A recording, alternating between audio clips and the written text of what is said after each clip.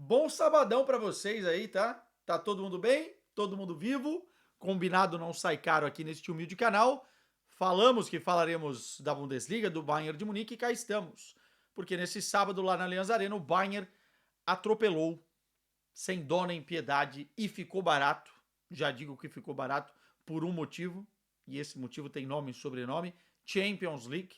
O Bayern já na cabeça pensante para o jogo contra o Chelsea na quarta-feira, estreia na fase de liga, tirou o pé do acelerador, mas venceu, hein?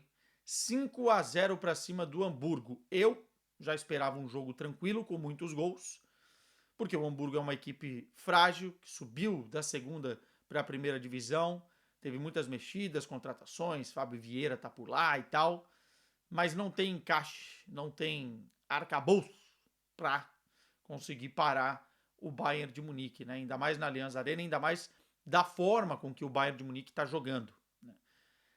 Vamos fazer uma análise do jogo, mas eu tenho certeza que se o Bayern não tivesse o Chelsea no meio da semana, esse jogo terminaria 8, 9, 10-0, enfim, teria sido uma goleada histórica, tá? Porque o Bayern tirou muito pé, especialmente depois da primeira etapa, fez os 4-0 e deu uma segurada lá ele. Vamos lá. O Bayern tá jogando, assim, contra equipes mais frágeis, num 4-2-4, né? E ainda subindo bastante os apoios, especialmente o Laimer pelo lado direito. O Stanisic fica um pouquinho mais, é verdade. Mas tá jogando num 4-2-4. E aí com a dupla de Zago, Pamecano e Jonathan Tah, como eu falei, Laimer e o Stanisic. Pavilovic hoje fez um partidaço. E eu acho que se ele tiver bem fisicamente, algo que ele não esteve na temporada passada, tem condição de ser titular. Ele é mais jogador que o Goretzka. Talvez na parte defensiva o Goretzka consiga render mais em algumas partidas do que o Pavilovic. Mas em termos de criatividade, em termos de capacidade de leitura de jogo, de passe, o Pavilovic é muito bom jogador e hoje foi um dos melhores em campo. Do lado dele, o sempre muito bom Kimmich, né? O jogo passa por ele, não tem jeito. E aí, quando eu falo que é um 4-2-4, porque são dois caras no meio-campo, e lá na frente você tem Harry Kane e Serge Gnabry alternando de posicionamento e também caindo pelas beiradas, se mexendo muito. É um ataque muito móvel, com a saída do Musiala e o Gnabry sendo um atacante de origem, né? Ou um ponta, ele consegue realmente estar presente em várias posições desse ataque. O Luiz Dias caindo para a esquerda, o Olise pela direita. Então é um 4-2-4 que tem funcionado muito bem. O Bayern de Munique contra equipes maiores, eu acho até contra o Chelsea, vai ter que se resguardar mais defensivamente falando.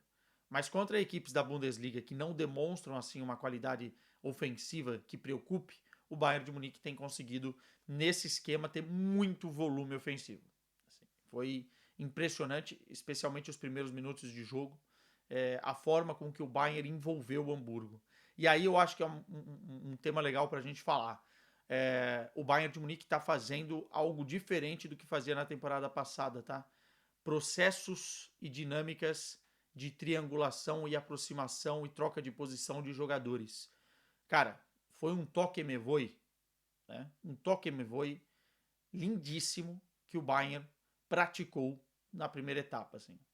Não tá mais comigo, não tá mais comigo, não tá mais comigo, tudo de primeira, no máximo 2 toques, com uma velocidade muito grande, envolvendo o adversário, com movimentações e ataque aos espaços no momento certo, que geraram os gols, assim. O primeiro gol tem um pormenor do Olise, né, uma jogada pela direita. Aliás, parêntese aqui, o Bayern tem jogado muito mais pela direita, porque o Laimer sobe bastante para apoiar o Olise e os dois já se conhecem, do que pela esquerda com o Luiz Dias e com o Stanisic, porque o Stanisic fica um pouquinho mais.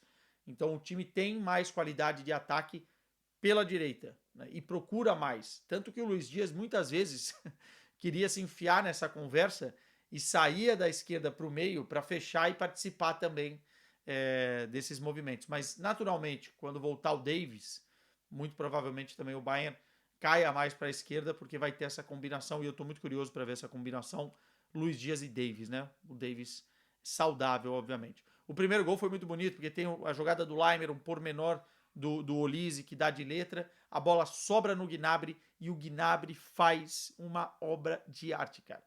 Ele dá uma caneta no jogador e sem ângulo, ele fuzila o goleiro do Hamburgo e acerta uma bola no ângulo para fazer 1-0, que dá um gosto de Gnabry old school, né? Porque assim, o Sérgio Gnabry foi talvez, mesmo o Lewandowski sendo o artilheiro, na reta final da Liga dos Campeões de 2020, o jogador mais importante ofensivamente. Ele era imparável, né? Por exemplo, o gol que ele faz contra o Lyon no estádio José Alvalade é uma obra de arte. E a gente projetava no Gnabry esse jogador por mais tempo, mas ele foi se perdendo e foi numa curva descendente nos últimos tempos, né? Tanto que na última temporada, questão de lesão, estava acima do peso e tal. Mas atenção que podemos estar presenciando o retorno de Serge Gnabry, que seria muito bom para o Bayern de Munique, especialmente nesse momento que não pode contar com o Musiala. Não é só o gol, as combinações, as movimentações, ele está muito mais rápido, ele está muito mais ágil, ele está parecendo mesmo aquele Serge Gnabry Prime que a gente viu e que fazia tanta falta, né?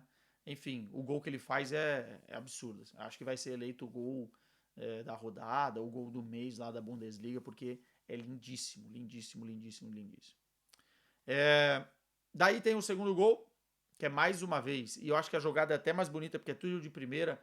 Harry Kane, Pavlovic, Kimmich, Olise e tal, deixa o Pavlovic na cara do gol e sai o 2-0. A penalidade para o gol do Harry Kane, o terceiro, é uma bobeira do defensor do Hamburgo, que vai tentar parar o avanço. Eu não lembro qual era o jogador do Bayern, mas acaba tocando a mão na bola, né? E acaba cometendo a grande penalidade. E depois o quarto gol é um azar, né? No primeiro tempo dos jogadores do Hamburgo, porque o Luiz Dias chuta de fora da área, né? E a bola acaba desviando e matando o goleirão. E aí, cara, acabou o primeiro tempo, 4-0. No segundo tempo, o gol é uma tabelinha já numa rotação bem mais baixa. O Bayern de Munique tirou o pé, tanto que o próprio Kompany substitui na segunda etapa, tira o Pamecano, tira o Gnabry, coloca outras peças em campos e vai substituindo também ao longo do segundo tempo para descansar o time, né? E o time numa rotação muito mais baixa, não força nada, controlando, administrando, pensando, como eu falei, no Chelsea. O quinto gol é uma combinação muito bonita de Olise e Harry Kane, e o Harry Kane fazendo mais um. Parêntese aqui, Olise não joga mal nunca, né? Assim, vamos ter que começar, se o Bayern de Munique fizer uma temporada maravilhosa, a pensar no Olise com mais carinho, tá? Eu acho que ele é até subvalorizado a nível europeu para aquilo que ele está jogando. Ele já foi na temporada passada um dos melhores pontas do futebol europeu e nessa temporada, cara, ele tá num nível espetacular. Com a seleção da França também demonstrou esse mesmo nível. O Olise está jogando muita bola, né? E assim, é muito difícil pará-lo num contra um. Combina muito bem com o Leimer, tem combinado muito bem com o Leimer, com o Harry Kane nem se fala, com o Kimmich, enfim. É a segunda temporada do Olise e cada vez mais eu acho que o Bayern de Munique acertou. Muita gente vem falando aqui, acertou, e eu digo que acertou num daqueles pontas históricos, tá? De acertar, a gente já viu que sim. Mas muita gente vem falando que Liverpool, Manchester City já estão de olho, o Bayern que não abra o olho, porque esse jogador aí é um jogador para uma geração, um cara que tem fisicamente também um porte interessante, não se machuca, enfim, o Olise é brabo. E Harry Kane, né? A gente precisa terminar o vídeo falando de Harry Kane. Para mim hoje, se a temporada terminasse agora, poderia já ser eleito o melhor jogador do mundo, porque nesse momento, até aqui na temporada, o recorde eu sei, é muito pequeno, o que ele tem feito é absurdo. Ele fez 2 gols, mais um de pênalti e outro com bola rolando. Ele chegou aos 93 gols, cara, com a camisa do Bayern de Munique em 101 jogos. O número de participações, porque eu acho que ele tem mais 27 assistências, é brutal, é absurdo face aos jogos.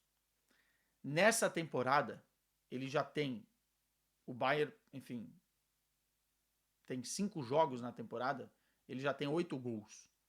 O Bayern de Munique já tem 14 gols em 3 rodadas na Bundesliga. E o Harry Kane está voando. Assim, voando.